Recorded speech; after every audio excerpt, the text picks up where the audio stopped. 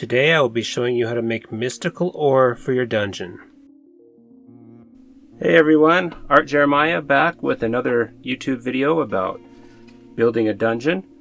Had a little bit of a hiatus, but that's okay, I'm still here. We're gonna get just right back into building that dungeon.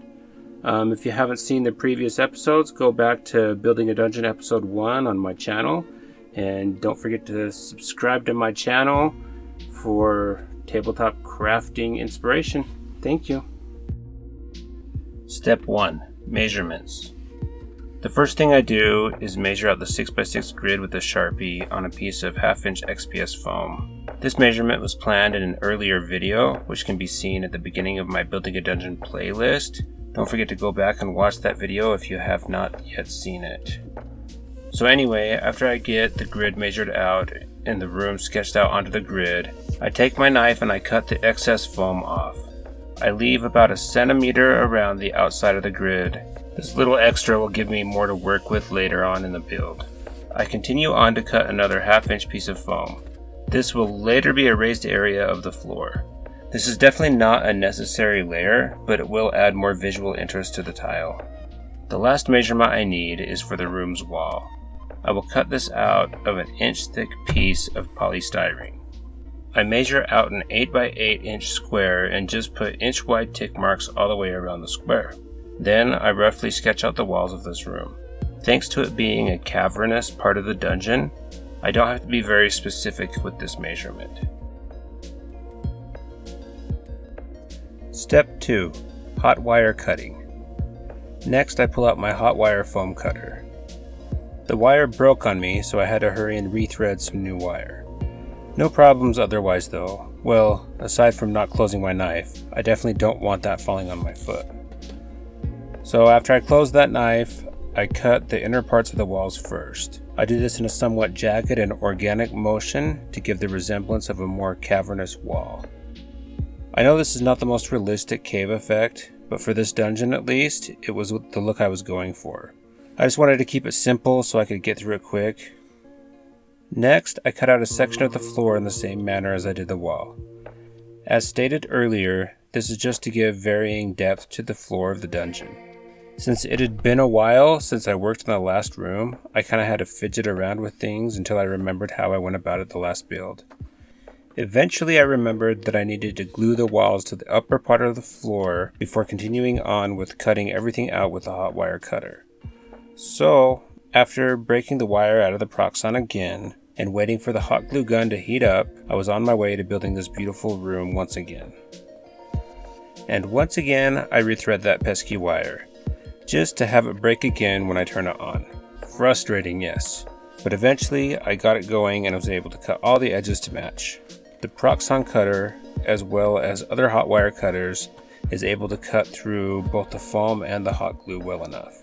You just have to go a little bit slower or you're going to break the wire a little bit more or cut more uneven. So just take your time and cut through all 3 layers with the hot glue and all. And if you're not using hot glue, it will also cut through PVA glue. So just keep that in mind. You're fine to use the hot wire cutter that way. Step 3. Engraving the grid. I use one of my heated foam tools to engrave the grid to match the other cavernous rooms in this dungeon. I will have an Amazon link in the description below if you're interested in the tool I'm using to accomplish this task. That is an affiliate link and is a great way to help support this channel and will also help motivate me to post more regularly. There's not much to the grid. I just try to make the lines somewhat irregular and round the corners of each square in order to give a more natural appearance to the stone. Also, a grid is not necessary. You could build a gridless dungeon and get away from the board game appearance of the grid. Just for this dungeon, I'm using a grid. I guess I just kind of wanted that board game appearance. Step 4. Pebble ore. That kind of rhymed, didn't it? Anyway, first off, I used the same tool I used to make the grid to melt various divots into the walls of the room. I just kept the little engraver on the tip and while it was still hot, just made these divots. I do various sized holes in the wall and also in a random pattern. I got distracted partway through and used my fingernail to chip the edges of the raised floor section. It was obviously bothering me. The idea was to give the edge a more natural look. We are going to be using various sizes of gravel as mystical ore. I used hot glue and tweezers to place the ore into the divots. I want to be quick, otherwise PVA glue would have made less of a mess, and where the gravel fits nicely into the divots, there's little chance of them falling out later on. I decided it would both look good and provide an in-game obstacle to the room if I did a large pile of ore in the middle of the room. Step 5. Adding texture. This room is so small, so my large piece of asphalt I normally use did not work so well for texturing the floor. So I pulled out a smaller jagged stone and used that to press in some natural looking stone texture to the floor. Step 6. Sanding. I used a sanding block to sand down the outside of the tile. This was just to give it a cleaner look and is not really a necessary step. Step 7. Black base coat. I cover the entire piece in a black base. This is a mixture of black paint, white glue, gloss varnish, and water. I've also been adding a small amount of airbrush flow improver to the mix. This seems to be helping me get into the cracks and crevices a little bit easier. When I have a liberal amount of this black coat covering the project, I leave it to sit until dry. In this case, I left it overnight and came back to it the next day. Step 8. Painting the stone. I used the same acrylic colors I previously used in the cavernous parts of this dungeon. These are soft body gray acrylics from Hobby Lobby and a taupe craft paint from Walmart. If you're building along, the specific colors are not important, though I will try to mention them in the description. I used the cool gray to overbrush all the stone surfaces. Then I used my brush to model in some of the warmer French gray. Lastly, I used the warm taupe shade, which is a shade of light brown, and randomly add that to the stone in the same modeling style as the French gray. If you can paint everything rather quickly, all the paint will be wet and workable and will give a nice blended but varied look to all the stone surfaces. Step 9. Highlights.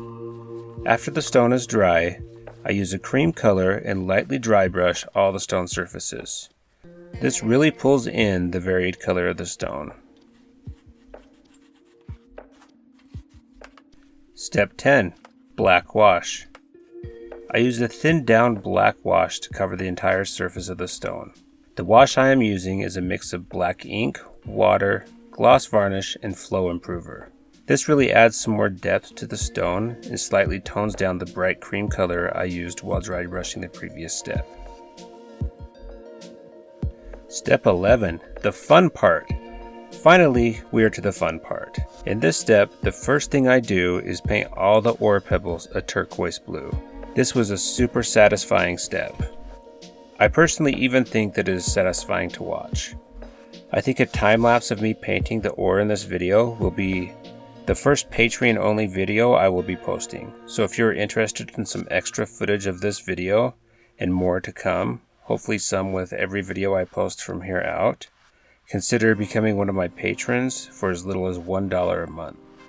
Step 11.5. More fun. I mixed some magenta ink with some Liquitex Iridescent medium, then used the mixture to paint random blotches and stripes on the turquoise stones. Honestly, this part starts making the ore look kinda ugly, but this is more of a glaze to give the ore just a little extra interest and will turn out looking great in the end. Don't be afraid to keep working on your ugly projects until they start looking good. A lot of artists and crafters have to continue to problem solve until things look good. It's actually part of the fun of being an artist or crafter. Anyway, I continue to build up the magenta in thin layers and eventually it does end up looking pretty good. Next, I use a teal shade of craft paint to add some lighter veins to the ore. I just add some small stripes here and there until I'm happy with the end result. I spend a little extra time on the large chunk of ore in the middle of the room. I add a little extra magenta glazing and even touch up with some flat turquoise to add a little bit more striping and modeling. In the end, I even get my good Kolinsky sable brush out, affiliate link down below, and add some fine stripes to the stones. Step 12. Iridescence. I mix some iridescent medium with some high gloss varnish and paint several layers on all the mystical ore until I'm happy with how sparkly it appears. I don't know if you guys have seen peacock ore, but that's the sort of look I was going for, except for I wanted it to appear a lot brighter. Step 13. Matte finish. I use a paint on matte finish to protect the stone surfaces. I am careful not to go over any of the ore, as I want them to remain shiny with the high gloss sparkly finish I've already painted.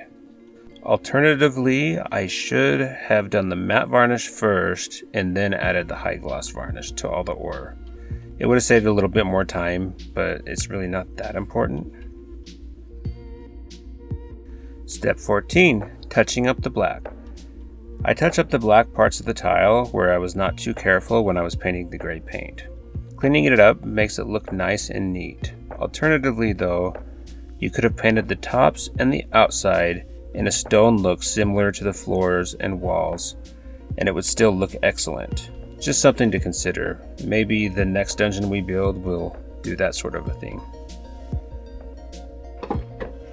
And that's how I went about building this load room. It's a little dark right now, but I really like how that center stone turned out. Come on, focus. Focus on that, not me. So yeah, we got more of these coming. But I'm also gonna start doing other terrain projects because I tend to put this dungeon off a little bit lately. I've been working a lot on my Etsy and my eBay and my Amazon, and I really have some decent modular terrain going on there, so I'll probably end up just videoing a lot of what I'm doing with those projects and posting it on here for now. This is still coming. I'm not gonna try hard not to put this off my palette. Yeah, one of my palettes. I'm gonna try hard not to put this off because this is a really fun project. I don't know what's wrong with me, why I don't want to get to it. I guess I think it's gonna take longer than it is, and really these little things don't take that long. I think this specific piece really only took like an hour. I mean, maybe not even an hour with... It's hard to tell when there's drying time. I don't know. For me, it's hard to tell. I tend to work on a whole bunch of different projects all at once. I know people say multitasking isn't the best thing, but where I'm working on the same type of project, it doesn't feel like multitasking, and I actually get a lot done. So yeah, except for editing videos, I gotta find out the quick ways to editing videos. I might have to invest some money in some, Adobe Premiere Pro. I've never used that. I've just been using this crappy little shortcut video editor. It's not bad. It has some issues, and sometimes I finish the video and it decides to not work. But yeah, I've been upgrading my stuff for the YouTube channel because I really want to bring some value to this community. I know there's a lot of awesome tabletop crafters out there. One of these days I'm going to make a list, share with you guys some of the, I won't call them lesser known, but there's some tabletop crafters we all know about and we all watch, I'm sure. But yeah, anyway, my equipment, I got some different microphones that probably just messed up the audio, but got a new camera. Not just filming on my phone anymore, so hopefully that will make the video seem a lot more clear. You can see the actual color of things. My phone tends to exaggerate colors a lot, which is good for some videos. It's good for Instagram.